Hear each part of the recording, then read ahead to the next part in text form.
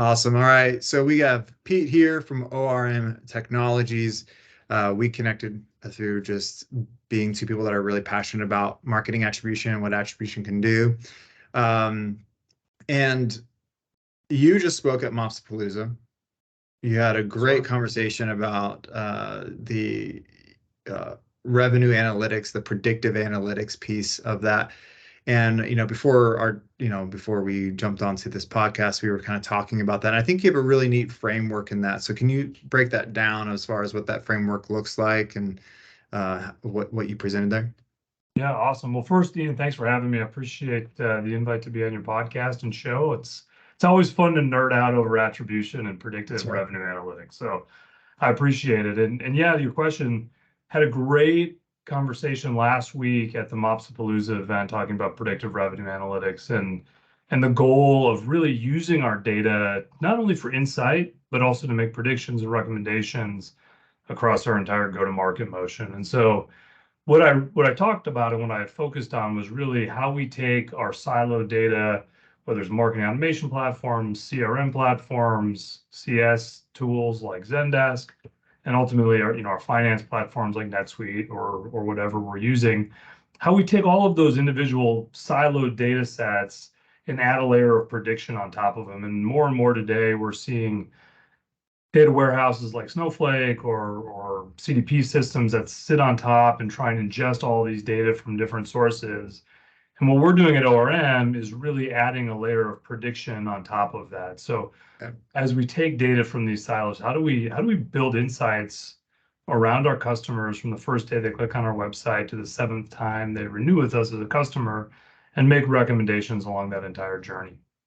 Yeah, and you had a model that you broke out, and I always like visuals. That think they just oversimplify it, and um, like to your point, you had your marketing automation, CRM, different data sources, and then that was all built within a single data layer. So that it could have been like a Snowflake or Hadoop or whatever that may be.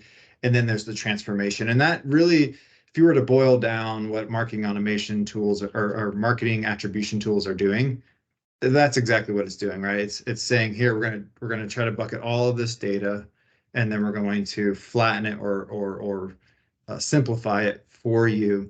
And I think that's what makes a really good attribution tool. Now, there's other attribution tools out there, right? Depending on what stage you are as a business, if you're early stage, that's not going to be as much of a concern. It's just data hygiene, making sure you have that and you have some form of attribution to start building that foundational layer. And then you have this enterprise motion of like data warehouse, have the centralized location, have a system that can transform this data. And I think, it's important to make those distinctions there. Yeah, I think fundamentally we don't do attribution to do attribution. The goal of attribution is really to help us do two things. First, identify what's worked. So as marketers, can we figure out what's working, not just from an attribution, but can we pair that with cost and understand ROI? And a lot of attribution models will tell you, man, webinars are great. They're great at converting people from, you know, suspect prospects to SQLs, MQLs, and SQLs, and that's fantastic. But when you start layering on people's time and the cost associated with those, all of a sudden you can say, well, maybe we need some more top of funnel type of activities, right? That are a little bit less expensive, but are bringing people in. And so fundamentally attribution is about measuring what's worked and then allowing us then to use it as a stepping stone to make predictions about how to allocate our resource in the future. Where should I spend my next marketing dollar? Where should I have my team spend their time to help Mhm. further our goal, which is ultimately to help sales close deals faster for more money and a higher win rate. And that's what we're trying to do. Yeah, I mean that's exactly right. Like I think there's a recent post on LinkedIn, so it's a little bit fresh in my mind, but there's this idea of like if you don't have a good structure, like data foundation within your organization, attribution is just hard to do. Yeah. And to your point, you're not doing attribution just for the sake of attribution. And so I think there's that weird rub within marketing attribution where people had like a sour taste in their mouth because they tried to do it once probably because of that motion. Like they were just doing it because they were supposed to do it without the larger concept of like, look, if you can get this data structure here, you can continue to move forward to this data maturity that would enable you to make predictive, analysis on what you need to do to close more deals, to do these things. But you have to start with some of the basics. Yeah, absolutely. I think the original question you brought up was, how mature is your organization? If you're a small company, a lot of times you can do all of this in Excel. I can download the 5 opportunities we want, and I can say, how do we market to these 5 accounts? And we can start to trend and understand anecdotally, which is probably enough if you're kind of that Series A stage. But as you grow your business, you have to look at your whole go-to-market technology stack and think about not just the technology, but the data, the process, the people, your strategy. And when you start to think about all of those things, and how do we build a process of continuous improvement, so when we want to ask questions of our data, the data is there in a format that we can understand, that we can readily use for analysis. And so I'm a big believer in AI and machine learning. I'm passionate about these things. And I joke, but it's not really a joke. When we do this, so much of our time, if you do a one-off project, probably 70 to 80% of our time is spent cleaning data, formatting data, understanding what all the columns of the data are and what they should be. And if there's a missing field, what does that mean? Yeah. Do you ignore it or do you impute some value, right? So if you want to organize your business and make insights across your entire business, you have to put a process and a foundation in place on your data to make sure you're really honed in on the data that matter and recording them through time in a meaningful way. Yeah. What's your thought? I mean, OpenAI just came out with like their own platform where you can kind of build your own AI and do all of these things. Mm-hmm. So they've kind of expedited this process for a lot of small businesses. It's somewhat crushed the businesses that were trying to do their own AI, but now you got this. But do you think there's an opportunity there with your structure, the data structure in which you had of like, here's all of our data sources. We now group all those data sources. We're going to transform that data, and then with OpenAI and running against that to run deals or things of that sort, like how do you see the future of what that looks like? Is it going to be on a platform like that's just like that's already built, or do you think there's going to be some customization because businesses are unique and how they run and develop their processes? Yeah, well, I think every organization runs their business differently, right? Yeah. There are some common threads that kind of sew it all together. Right, if you're a sales-led go-to-market motion, you probably look like other sales-led go-to-market motions. Or if you're marketing-led or product-led, you probably have a similar string, right? But everybody's a little different. They use different language, and it's all based on our experience, right? At the end of the day, we're humans. And one of the other things that I talked about is how do you define AI, right? And this is one of the things I talked about at the Marketing Mopsapalooza conference last week. And if you think about AI as a computer's ability to mimic the cognitive function of a person, yep. But there's a long way to go still. We have some really great tools, and a lot of our time and energy with these tools is spent on generating content or personalizing content, but there is a vast array of other applications that we can develop around machine learning and other parts of the AI spectrum that can really help us in our go-to-market motion. And so I think it's going to continue to grow. It's going to continue to evolve. I think as marketers, we are going to get significantly better at writing prompts for AI, right? For engaging with AI in a way that's meaningful for our day-to-day lives. I think AI will fulfill a certain administrative type need and content generating need. But we need to really push the envelope in how we can use AI in a more meaningful way to make predictions and recommendations for how we need to act as a business. Yeah, I agree. I think that's where the machine learning model, where we have the business itself, is going to have a little bit more control of that as it processes. And you mentioned a little bit earlier where you can input certain deals, right? And say, okay, what's the outcome here? You can start gaining data predictive analysis against those things. Because again, especially as an enterprise organization, often you're not selling just one product, right? Right. There's multiple products, there's multiple streams in which you're working in. There's multiple deal types. There's new business, there's recurring business, there's, which has all the upsells and all of those things. And how does that motion work? And I think that's, I see a little bit with these newer attribution tools, and they're able to kind of grab the name of an individual that's part of the buyer process and say, hey, this is who you need to go after, and this is this is where they start engaging with you in the buying process and this and that. So we're seeing a little bit of that from the buyer journey piece, which is really exciting to see. But it's still very human led. It's very human, like, I got to look at these data points. I got to be able to pull this analysis, but I think we're getting to that point. Yeah, and ultimately, I think we want to be to a place, and where ORM offers a solution is to have these insights and recommendation fed back to you and kind of laid at your feet to say, hey, this is what you should be looking at. This is what you should be thinking about. Here are the people you should be marketing to, and this is the type of content you should market.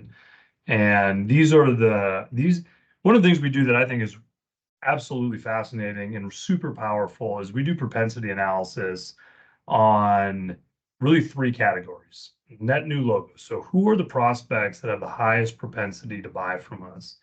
And the input to that is everything from the types of businesses and people who have bought from us before, as well as the engagement we've seen with our marketing collateral, right? Who's engaging with us from these companies? How are they engaging? What content are they engaging with? So that's one category. The second category, which I think is important, is which customers do we believe will buy something else from us, and what is it that we think they'll buy? And then the third is which customers do we believe are most likely to churn? Which customers do we think will not renew with us? Yeah. And that way we can take a proactive approach to going out and saying, hey, what's going on? Here's some things we noticed in your lack of use, or looks like you had 1 million trouble tickets last quarter. What was going on, and what can we do to resolve it? And if you think about our kind of the go-to-market stool, there's 3 legs. There's new logos, there's customer upsells, and there's churn management, right? Or retaining the base. And if you can tackle those 3 things, man, you can move the needle in a significant way. Yeah, you can continually see growth in your business, right? If you're able to do those things. Yeah, and I wonder, even from a strategic perspective, do you see clients go the route of like building a team? So like with ABM, the whole concept behind ABM is you get a sales and marketing team around ABM. Do you do that on the churn side? Do you just build a team that's like, hey, we're going to be like risk agents, and we're going to go after them and like attack this, and that's our strategy, so that they're constantly focused on that? Or do you just kind of leave that up to the AE to be more strategic in conversation? Man, the role of the customer success manager is ever evolving, and I think it's one that, as B2B organizations, software organizations, we've seen some really great models, and we've seen some models that don't work well, right? And sometimes you have people who are calling you a month before your renewal and say, hey, your auto renewal just kicked in. Here's your invoice, and you hope your legal team had a nice sound contract and everybody's happy, and you keep cruising. And then the question is, do you want to build a team, a higher skilled team of customer success managers that can also position, cross-sell, upsell, and can handle customers who are likely to churn? And that's a more expensive model, but I think one that if depending on the size of your business, if you move your renewal rate from 94 to 95%, like, how much is that worth? Right? Yeah, that could be significant, or it could be small, depending on your business. If you can move your net revenue retention by 5 percentage points, what is that worth, right? And you can quickly start to understand those numbers when you peel back the onion and you say, all right, this is how much our net retention is, this is how much our renewal base is, and you can do some back of the envelope math to see really what are we really willing to invest here. Yeah, and that all goes back to, again, just a sound data structure. right? Yeah. I mean, that's not just marketing having sound data, but again, the CRM having sound data, I mean, there's tools out there to help sales make sure they have the right data in there. But that data infrastructure is what's going to help teams continue to scale into the future, right? And if you just have to be working on that now.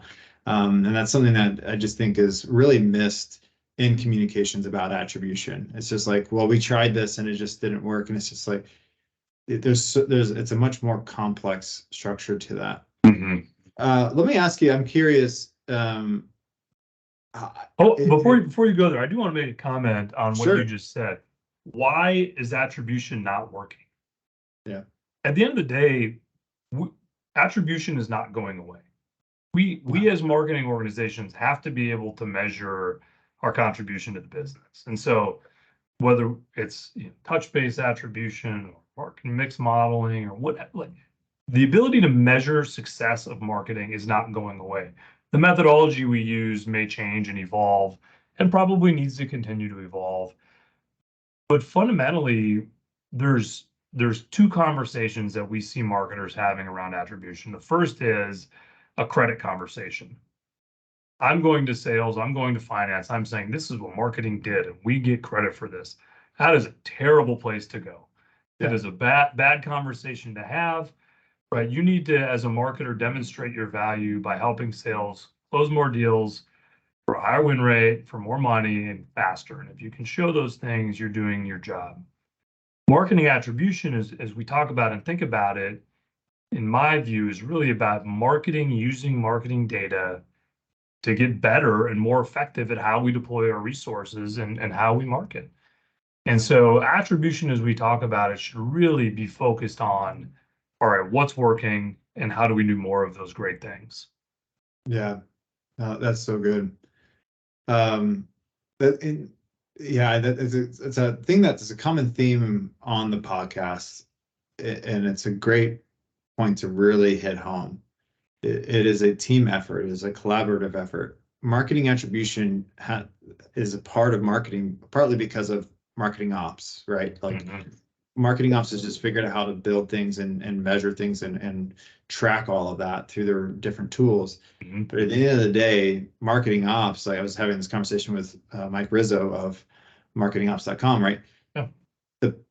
The knowledge that sits in with the marketing ops of the entire business function really sets individuals up for the VP and the executive type role, because they work and they cross collaborate across every team, so that all of those data points are orchestrated and working together for that growth. Now, will someone from marketing ops want to do that? Maybe not, because they want to know how, like, they enjoy being and building and doing all those things, but will they have the knowledge and will it set them up for success for businesses? Absolutely, because they do those things. Curious your thoughts as we talked about, the predictive analysis and how that's going to be built and that structure. But and I see this a little bit with media mix models or marketing mix models, but being able to ask the engine, whichever that data is ingested into and processed through, but say, okay, asking or putting an inquiry around, if I were to try to close this many deals, what's the outcome here? Or if I were to invest this many more dollars into this, do you think we can get to a state within that? Or is that where media mix modeling and, multi-channel attribution kind of start collaborating together? Yeah, well, I definitely think the outcome. So when you do attribution, it is a building block to do higher level analysis. It is not the end game. Right. And so what we need to do is take these attribution model, whatever model we have, and we have to then say, all right, where am I going to invest my next marketing dollar? And we all know there's some diminishing returns. You can only do so many webinars. You can only place so many ads. At some point, the next dollar that you spend in a specific channel is less effective than the previous dollar that you spent. And so one of the ways that we solve that is we call them optimized marketing mixes. And so my background is in a math discipline called operations research, which is all about constrained optimization. How do you maximize some function subject to some constraint? And so we take that methodology and say, maximize marketing's contribution to sales subject to my budget and my people's time. Media mix modeling is really similar in the sense that it's saying if you invest another dollar here, right, in ads or in webinars or in whatever, this is the incremental return you'll see to sales. And I think media mix modeling has been around since the 50s. It's a regression type analysis. It's very prevalent, I think, in the B2C space still. And it's really interesting that we've kind of seen this, this emergence in the B2B space recently saying, oh man, media mix modeling, attribution is dead. This is the next great thing. Yeah. And so, yeah, it is a great thing, but they have to work in tandem with one another, because fundamentally the input to a media mix model is, these are the things that I did, and this was the return that I had. Yeah. And that's what attribution is. This is where I spent my time and effort, and this was the return that my business received. And so those things are in lockstep, and maybe a similar approach with a different name. Yeah, it's and everything that you just said, right? Once again, it is about the data structure. It is not about the model in which is chosen to do attribution. Absolutely. I think what you said is just so well articulated, because it's never like everyone gets hung up on the model of attribution, and this is why it doesn't work, because there's modeling, and it's like that's not the purpose around it. It's helpful, and it simplifies the process for us, and it can help us be able to communicate it, but it is about the structure and how you're processing this, and to tell the story that you need to, or that you're desiring to tell within your organization. Yeah, and I think to your point, if we think kind of the evolution of marketing attribution in the B2B space, a lot of times we started with a first touch attribution model, and still this is widely employed across organizations. And the reason for that is because that was the most fidelity we had with our data. We know where a lead came from. We put it on a field in Marketo or HubSpot or Eloqua or wherever it is. We kind of duplicated our campaigns and our leads into Salesforce, and then we used the Salesforce reporting architecture and structure to help us kind of report on the source of opportunities, right? And we all know there's wild, crazy stories about, oh man, we said that was marketing source, but I sold it to my neighbor. Like how, like, yeah, and I'm a salesperson, like that doesn't make any sense, right? And you get into these weird conflicts, and I've heard some wild stories, right, about kind of sales and marketing going head to head on this topic. And then as we evolved our data, we said, man, we have some technology and tools in place where we can measure first touch and the converting touch and the last touch, or we can measure every touch, or we can, and then we get all this position-based attribution, because we've enabled it with the technology that we put in place to measure and analyze the data that we had available. And so at ORM, we use a weighted multi-touch approach. It's great. It works wonderful, and but so does, first touch if you want to measure top of funnel, and so does last touch if you want to measure bottom of funnel, right? So understanding what it is, and understanding that we've gotten better at this by putting in place better data, better process, better data governance. And the outcome of that then is the ability to ask of the data harder questions and more complex questions. Yeah. Yeah, that is not a better note to end on than that, in my mind. Like that is the summation of attribution. So Pete, thanks so much for being on Attribution Time. I know this will be a really rich conversation for many people, either jumping into the space or trying to accelerate what they're trying to do and then find the value and communicate that to their executives. So I appreciate you being on today. Awesome. Ian, thank you. It was wonderful to be on, and look forward to many conversations to come.